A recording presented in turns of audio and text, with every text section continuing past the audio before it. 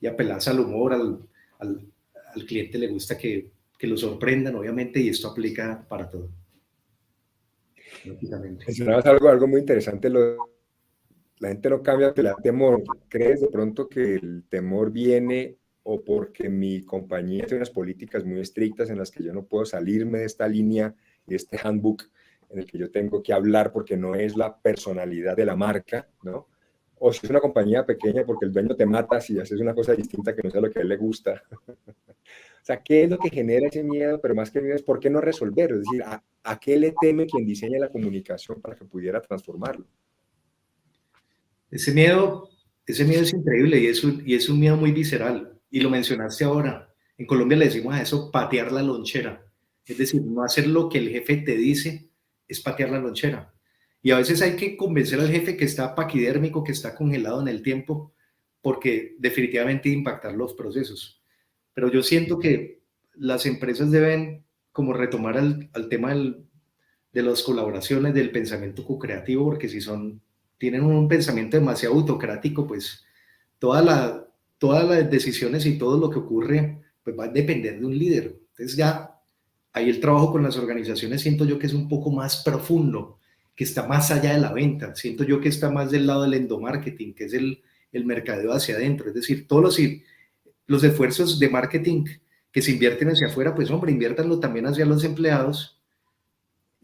Por ejemplo, en Johnson Johnson, cuando yo trabajé, nos llevamos una sorpresa muy grande porque las estrategias de innovación para la empresa y los talleres se hacían para perfiles medios y altos.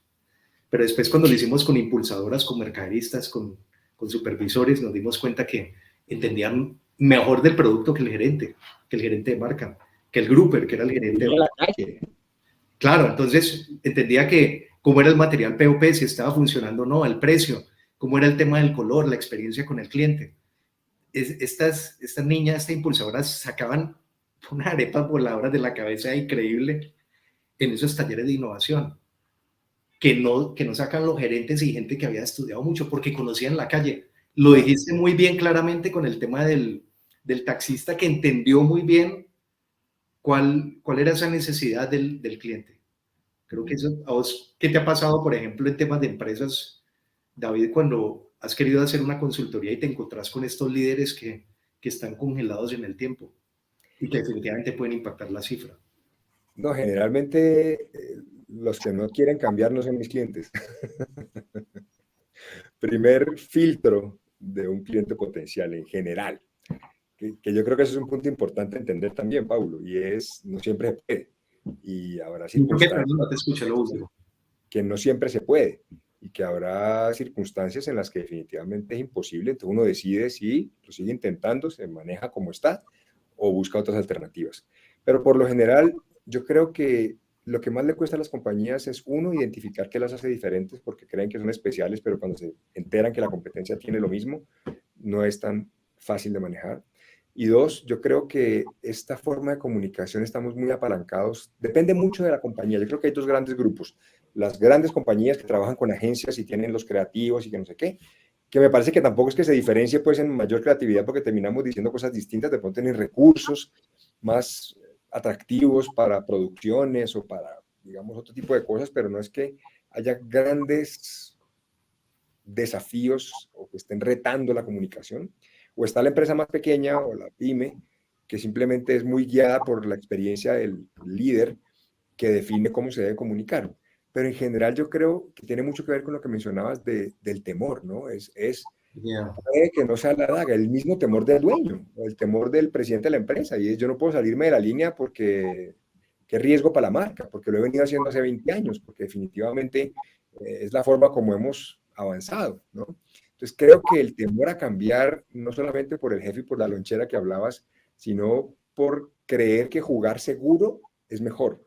Jugar seguro me refiero a las frases típicas, a la promesa básica igual a la de los demás, pero el gran riesgo con ese es ese letargo que genera indiferencia y absolutamente invisibilidad. Entonces creo yo que termina siendo mucho más costoso no arriesgarse que evaluar alternativas, pruebas piloto para uno decir, bueno, estallemos las pepas aquí con esta vaina a ver cómo reacciona la gente, miremos un producto, miremos un canal de comunicación, miremos una zona geográfica, o sea, hagamos una prueba en la que veamos si transformando la comunicación la gente responde diferente. De hecho, creo que hablas de eso en negocios inmortales, ¿no? De cómo algunas empresas o empresas inmortales, que es uno de tus libros y creo que es el último libro, ¿no, David? Háblanos un poquito de este libro relacionado con lo que estás diciendo, que es sumamente interesante.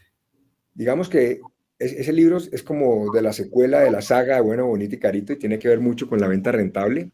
Y allí me enfoco mucho en que durante las crisis las compañías presumen la escasez y las compañías creen que el precio es la única variable dominante. Y lo que planteamos son una serie de armaduras o escudos que le dicen a las compañías, hay forma de vender rentablemente sin entregar la camisa, aún cuando la cosa está complicada y hay recesión. Entonces hay diferentes herramientas, pero indudablemente una de ellas, por ejemplo, con la que es la que más hace alusión al tema, crear experiencias memorables, diferenciarse, defender esos diferenciales ferozmente. Yo creo que la diferenciación es lo que protege a una compañía de ser un commodity. Es lo que protege a una compañía de los embates de la competencia de promociones, descuentos y otro tipo de actividades. Es lo que protege a la compañía de la recesión. Y todos los negocios somos especiales para alguien y somos de primera necesidad para alguien. Entonces, cuando uno entiende, uno, quién es el cliente realmente al que le importa lo que uno hace y por qué es esa razón de preferencia, creo yo que es lo que nos hace más relevantes. Y los negocios inmortales son los que definitivamente logran mantener la rentabilidad y esa rentabilidad viene de una serie de estrategias que es lo que permite que el cliente no simplemente se vaya al mejor por. Entonces, creo que, digamos, hay tres preguntas básicas, Pablo, que yo creo que todo negocio debe preguntarse, digamos. Uno es, ¿por qué yo? O sea, ¿por qué me deberían escoger el diferencial? Dos, ¿quién le importa eso? Y entender que no todos son clientes potenciales, que hay gente que regalado es caro, que no todo el mundo tiene buen gusto, maravilloso, hay gente para la cual uno está mejor diseñado y aprenda a llegar a esa gente. Pero tres, ¿cómo se van a enterar? Y tiene que ver mucho con el tema tuyo de la comunicación, no solamente de visibilidad, sino de qué le vamos a contar, cómo le comunicamos esta gema que tenemos acá, este gran argumento potentísimo para que la gente entienda. Y creo que si uno tiene claramente este roadmap, estos elementos de qué me hace diferente, dónde está la gente a la que esto le importa y cómo le voy a contar que yo lo tengo para que me compren, ahí está un poco el eje que define muchas cosas. Entonces yo creo que, hablando de la comunicación persuasiva, creo yo que es esa punta de lanza, donde ya después de haber identificado este argumento potente, ¿cómo lo vamos a comunicar para que la gente definitivamente perciba, entienda y me asigne a mí como marca ese argumento? Muy bien. Digamos, con tu experiencia, ¿cómo crees que las compañías transforman ese argumento en algo tangible para los clientes? Yo pienso que las compañías lo transforman en la medida que entiendan qué está ocurriendo en el mundo real Mm, y que lo expongan, es decir, no que lo oculten. Yo creo que el inconsciente de los consumidores, digamos que detecta a los malos, detecta a los que manipulan más que los que persuaden, que es muy diferente la manipulación o ujú, la persuasión, porque con la persuasión estás hablando con hechos reales, pero comunicarlo de una forma comercial. En la manipulación estás usando información que no es real para poder conseguir un resultado. ujú. Entonces el inconsciente de las compañías detecta a los malos, los clientes detectan, digamos, a los malos entre comillas, si hablamos de los villanos. Y yo siento que estas empresas, digamos que patinan, terminan patinando en sus propias contradicciones cuando te hablan de un mundo que realmente no existe. Y pues definitivamente deben generar identificaciones en la comunicación, pero siempre en la comunicación persuasiva debe haber como un villano, que es como el malo de la película, lo que está ocurriendo, pero debe haber como un mesías, entre comillas, como un salvador. Esto lo digo muy a nivel semiótico, pues a nivel simbólico, que es la propuesta de valor, es lo que va a solucionar una problemática que ha sido realmente identificada, pero expuesta con claridad. Eso pienso que está ocurriendo en este momento. David, para terminar, quiero que le contes a las personas un poquito de tu vida personal, quién sos vos, tenés hijos, contales un poco a las personas que te escuchan, que quieren escuchar quién hay detrás de este conferencista internacional que sos vos, que ha sacado cosas muy interesantes adelante. Pues Pablo, soy caleño, como decía ahora, modelo 1970, colombiano. Tengo 2 hijos, felizmente casado, vivo en Bogotá hace 25 años. Me gusta mucho el baloncesto, juego todos los martes en el equipo de papás del colegio de mis hijos, trato de no avergonzarlos mucho.